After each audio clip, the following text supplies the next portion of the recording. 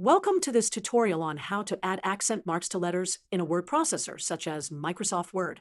Today, we'll focus on two methods, using Alt codes on Windows and Option/Alt key shortcuts on Mac. Let's begin with Windows. You can use Alt codes to add accent marks. For example, to type A, hold down the Alt key and type 0, 2, 3, 3.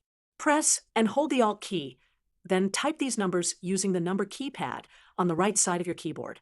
Here we held Alt and type 0, 2, 3, 3 for A. Now, let's move on to Mac.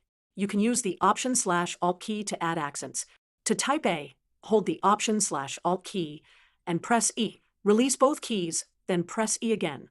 Press Option/Alt and E together. Release both keys, then press E again for A.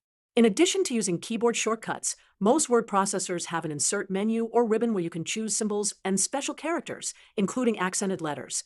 Let's take a look at that. With these methods, you can easily add accent marks to letters and documents, whether you're on Windows or Mac.